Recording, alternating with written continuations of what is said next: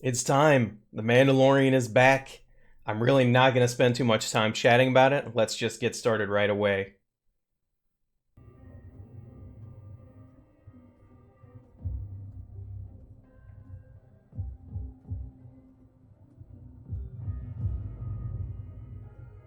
What a great way to start the season with him just striding out of the darkness. It's a lot of graffiti, more than we'd usually see in Star Wars.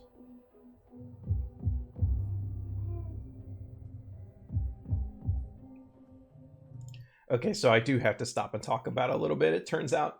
So I have been kind of not really plugged in to all of the rumors surrounding the season, and there have been many. But one of the ones that was pretty unavoidable was that I don't know if this is something people hoped or it was actually a rumor like that started legitly, but supposedly Sabine Wren is supposed to be in the season, and if she is, having all the graffiti would be a good way to kind of like bring her back to your mind because although this is clearly not her work, um, just the fact that she's like one of the basically the only characters we know of who's a graffiti artist in Star Wars just makes you think of her just because of like that's the first thing I thought was oh the only other time we've seen graffiti in Star Wars is when Sabine does it, but I don't think she's actually even in the season, and I'll eat those words if she does show up later. That guy sounded tough. Okay, this is from the trailer. Dude, these Gamorreans.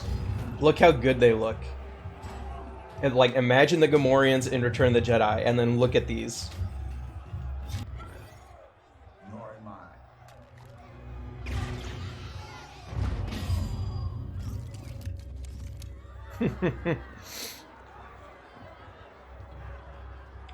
That was a pretty good setup. Thank you for giving it to me now. I will peel it off your corpse. This is interesting too, because I thought of this last season, and I'm sure many people watching did. Like, Mando, basically, now that he has this full set, is wearing his wealth wherever he goes conspicuously, which makes you like a huge target. I guess that's part of the swagger.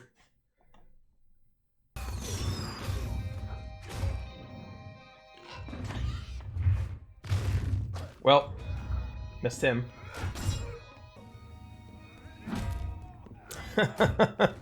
Hey, don't try to punch a Mando in their helmet, bro. Uh-oh. Your source is getting away. Vibro knife. Ooh. I love the main theme of the show.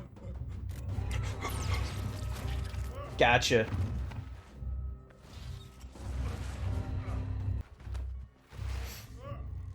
Oh, he's done this before. I promise you will not die by my hand. Now where is the Mandalorian? He's gonna feed him to whatever those monsters are outside. Tatooine. Tatooine, I've never seen a Mandalorian there. He said the Mandalorian, not Mandalorians. If they go where I think they're going with this, they're gonna really be trying to bait us, but I know better. We'll see if it's true. I'll say more if it ends up being the case.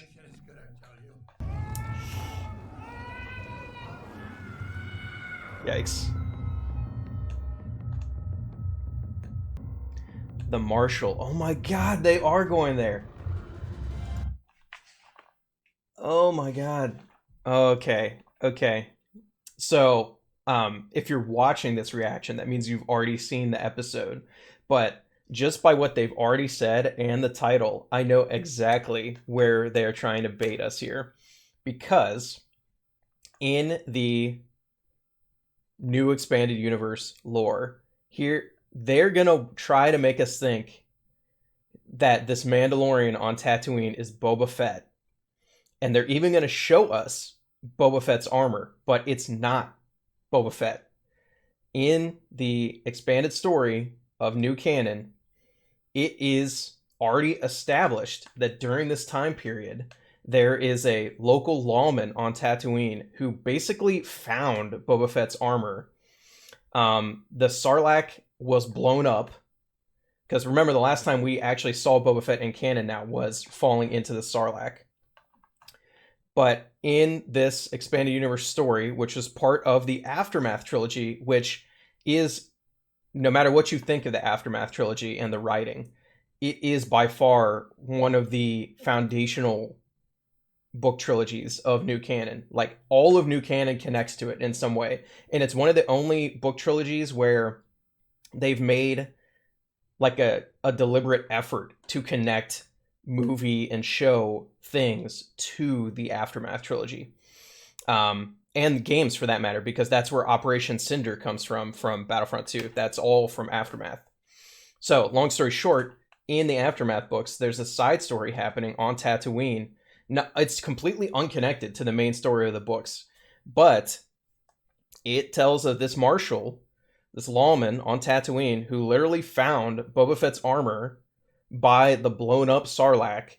He took it from some Jawas who were like scavenging the innards of the thing and started wearing it around. So they're going to show us Boba Fett, and I don't know how long they're going to let us think it's him, but it's not him. It's this guy who's already... It's crazy to me that they're bringing in book canon to the show in this big of a way. I never thought that would happen in Star Wars.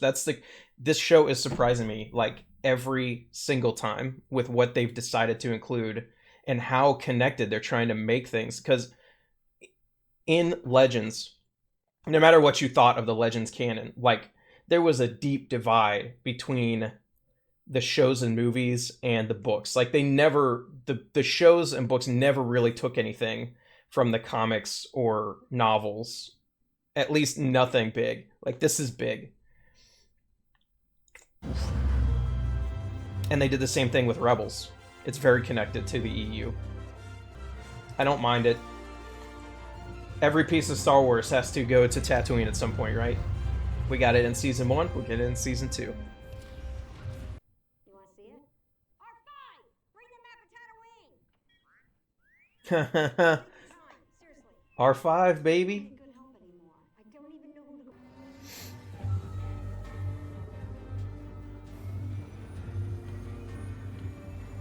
Just cruising with Mando. Oh, he's so happy. They'll get me every time with that stupid puppet. He's not stupid. Don't get your feelings hurt, baby. And isn't it amazing how much they've captured the feeling of Tatooine from the old movies? With Jabba gone, I wonder who's the new big dog. Or isn't there one because this guy, the marshal, stopped any other crime syndicates from moving in? I'm trying to imagine what this episode would be like if I knew nothing about the Star Wars Expanded Universe.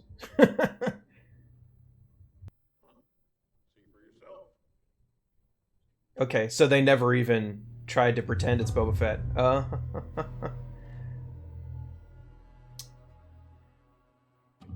Or maybe they want to make you think, oh, it's Boba Fett and he lived. What brings you here, stranger?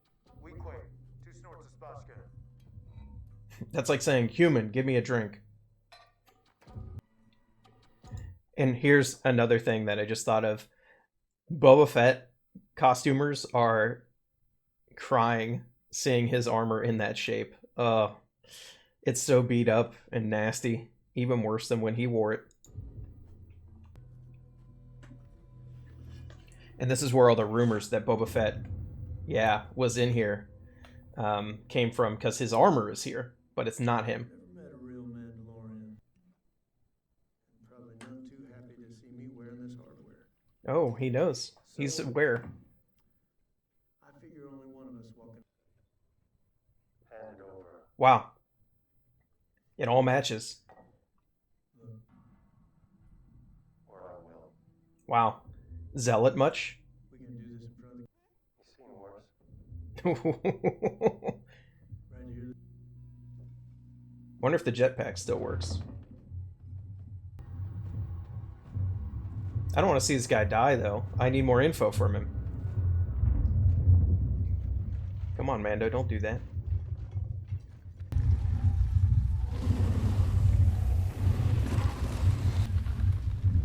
Oh no, Bantha! No! A crate dragon is too much for me to take on alone. Oh, it's a crate dragon. We've never seen one alive.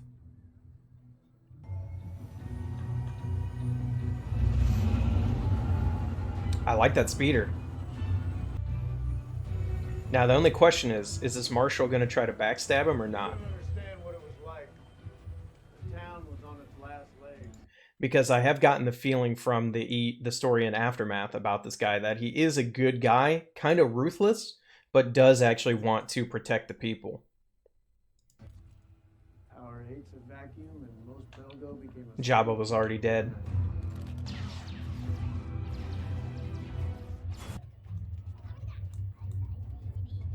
But they don't know what the Beskar's worth, or especially Boba Fett's Beskar. And you'll notice they still never confirm, either here or in Aftermath, that Boba Fett is dead. They straight up say that the Sarlacc was exploded, and that's where the armor came from, like where the Jawas found it. But they never found the body.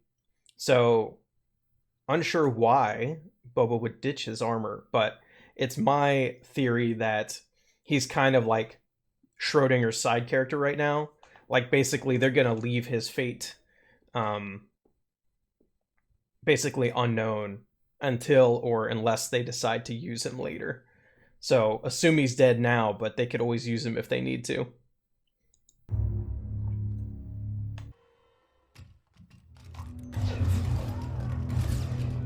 See ya. Oh, the rangefinder coming down!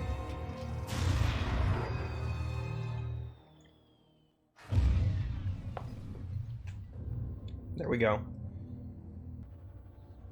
Boba Fett's already a hard costume to do, and this armor looks... I don't know how you could even make it harder, but it looks harder to do this, because it's beat up even more.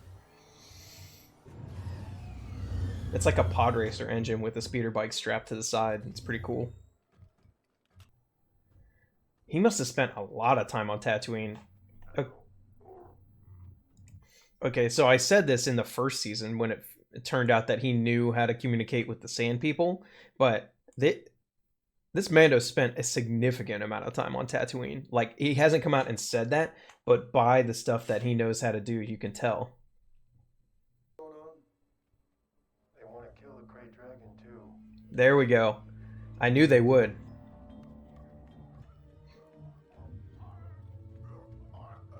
Maybe this will make Tuskens less scary, too. This was a bad idea. Ooh, not great. Do we kill it? So diplomatic. You wouldn't expect that. That's the bait, Bantha. There's an abandoned Sarlacc pit. There is if you eat the Sarlacc. There is if you eat the Sarlacc, or it gets blown up. Protect the settlement. Dragon will appear. That's smart. The Tuskens are smart. Oh, that's menacing.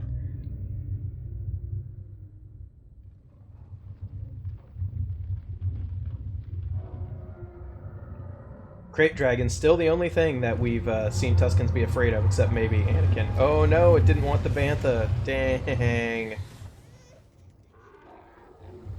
Oh.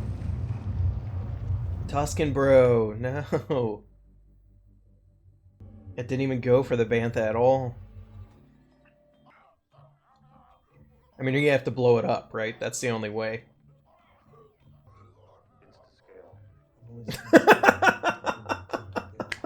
It's to scale. Oh, I love the way the Mando just gives those one-liners. I volunteered your village. Oh, jeez. Oh, no. Not great. And if it doesn't work, everybody dies, which is probably the worst possible outcome for the Marshal. This will be like a... I mean, in line with this show being basically a Western set in Star Wars, this is like the frontier town and Indians team up episode. Like if you would say the Sand People are the natives. Brutal. But so is the Dune Sea. They've survived I like that line. thousands of years in these sands. Breaks the peace. That's a good deal, in my opinion. You do got to be a certain kind of tough to live in the wilderness of Tatooine. I expect these townfolk are a little tougher than the townsfolk in the Siege episode last season. It's gonna be great. Oh no. Dang, those banthas loaded down with explosives. Oh. They have them from the mine. I'm like, where'd they get all this? Mines always have explosives, right? Even sci-fi mines.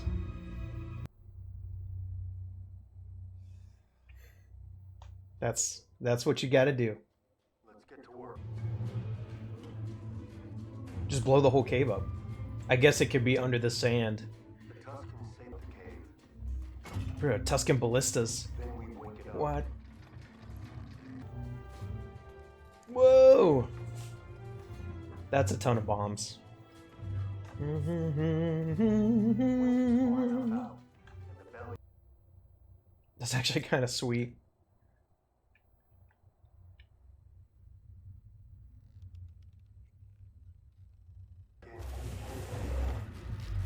Nope.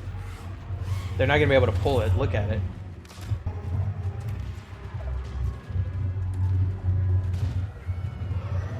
No! No, no! They didn't bury the bombs very far down, though, so, like, when it's swimming, how's it not push them out of the way? I guess that might be part of it. It might eat some of them. That would be good. They should have just strapped a bantha up with a bunch of them. Blown them up once it eats it. Dang, that's gnarly. It's like a sandworm / shark. I love it. Ugh. Oh. Oh no! It's freaking acid. Oh no, it's diving. It's gonna come up from the bottom and just get them all. Nope, never mind. It's coming out of the mountain? What the heck? Oh no! Long range artillery. Oh no. Like war rats. Yeah, get the helmet on. Old Denty. The jetpack still works. I was wondering earlier in the episode. It's a little worse for wear after being in the Sarlacc. I'm surprised. Guess that the Mandos built it to last, huh? Oh no! Don't get acided, guys. Well, okay, jetpack's good. Now do the eat a bantha full of explosives plan. You gotta get it. You gotta get inside of it. There we go. There we go. They had this backup plan already ready. That's why that bantha's tied up there. Okay, that's pretty good.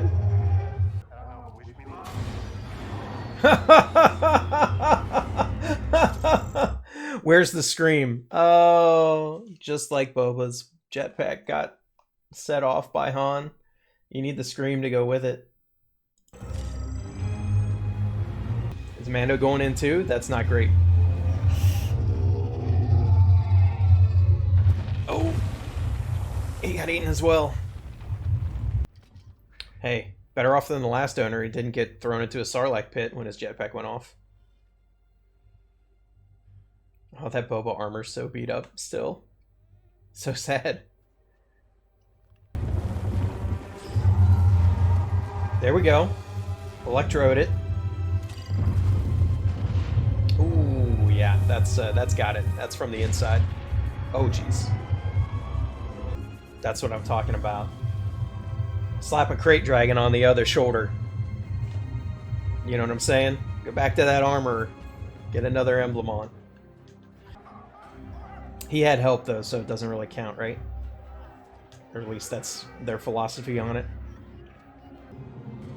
Alright, now wipe that armor off. It's a little gross. Oh, wow. I hope our paths cross again.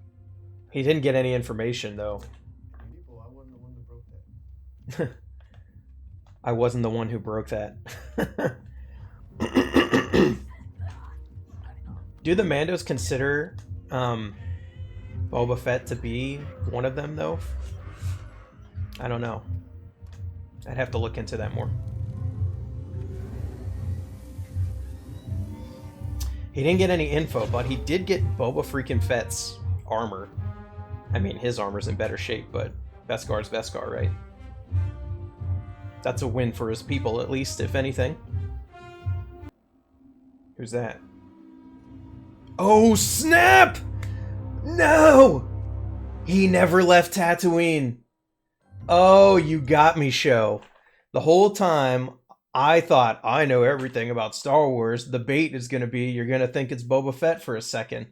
But then they put Boba Fett in the episode. You see he had a rifle and a gaffy stick on his back?